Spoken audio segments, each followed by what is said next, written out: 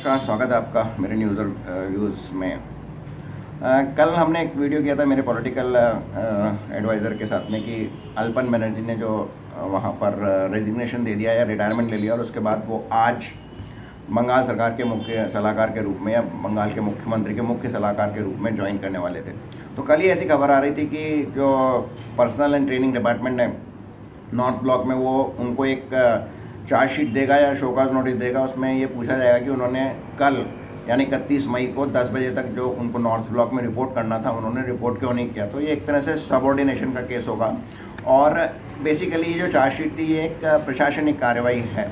मुझे ये लग रहा था कि या ज़्यादातर लोगों का ये था कि उन्होंने जो वहाँ पे रेजिग्नेशन दे दिया है या रिटायरमेंट ले लिया है, इसके बाद ये केस समाप्त हो जाएगा और दोनों सरकारों के बीच में, केंद्र सरकार और राज्य सरकार के बीच में एक शांति स्थापित हो जाएगी, ट्रूस हो जाएगी। लेकिन ऐसा नहीं हुआ। ममता बनर्जी ने उनको रिटायरमेंट देके जो अपॉइंटमेंट दे दिया और उसके बाद वो वहीं नहीं रुकी। उसने दूसरे राज्य के मुख्यमंत्रियों तथा दूसरे IAS अधिकारियों को पूरे देश में ये कहा कि इसके खिलाफ आप आवाज़ उठाएं। और ये तो शायद नरेंद्र मोदी या कोई प्रधानमंत्री होता उसको शायद स्वीकार नहीं होती। खैर, यहाँ प्रशासनिक थी और इसमें कोई कानूनी पेच नहीं था।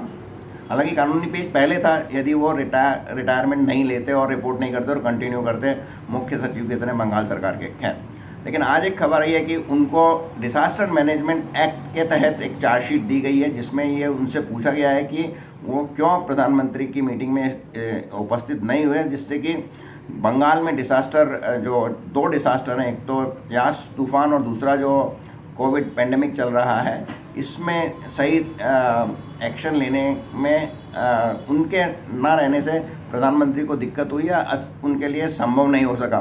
तो इस तरह का कुछ उनको दिया गया। डिटेल्स अभी तक आई नहीं है, लेकिन थोड़ी देर पहले टाइम्स नाउ में ये खबर थी।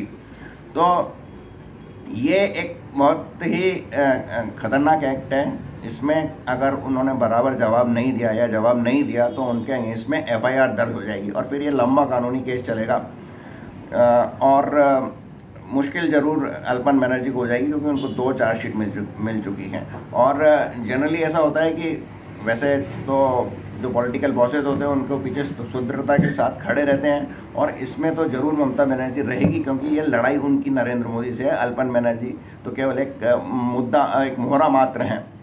हालांकि अल्पन बनर्जी इस स्थिति में क्या करते, किस तरह से दोनों के बीच में सामंजस्य बैठाते, ये किसी भी IAS ऑफिसर के लिए मुश्किल होता, भले वो प्रो मोदी होता है या एंटी मोदी होता। लेकिन जैसा भी हो, उन्होंने एक स्टेप लिया जिससे कि दोनों के बीच दोनों संतुष्ट हो सके। वो चीफ सेक्रेटरी के पद से पद उन्होंने छोड़ दिया, पर क्योंकि ये अपमान प्रधानमंत्री का था, ऐसा BJP का मानना है कि ममता बनर्जी ने पहले तो उनको इंतज़ार करवाया और उसके बाद वो वहाँ से चली गई एक रोज़ियर दे के। उसके साथ में उनके जो चीफ सेक्रेटरी है वो भी चले गए। और आज ये भी खबर आई है कि ममता बनर्जी कहती है कि मैंने प्रधानमंत्री से परमिशन ली थी, आज्ञा ली थी और उसके बाद मैंने मीटिंग छोड़ी थी, जबकि ऐसा नहीं BJP का कहना है या प्रधानमंत्री के सोर्सेस का कहना है कि नहीं, उन्होंने ऐसी कोई परमिशन नहीं ली थी। तो ये मामला लंबा खींचेगा। मैं जैसा सोचता था कि शांति हो जाएगी, नहीं होगी। इसमें कानूनी और पॉलिटिकल दोनों स्तरों पर इसको लंबा खींचा जाएगा। और अभी थोड़ी देर पहले एक और खबर आई है कि प्रधानमंत्री के मुख्य एडवाइज़र RK सिन्हा ने रेजिग्नेशन दे दिया है, ऐसे सोर्स बताते हैं।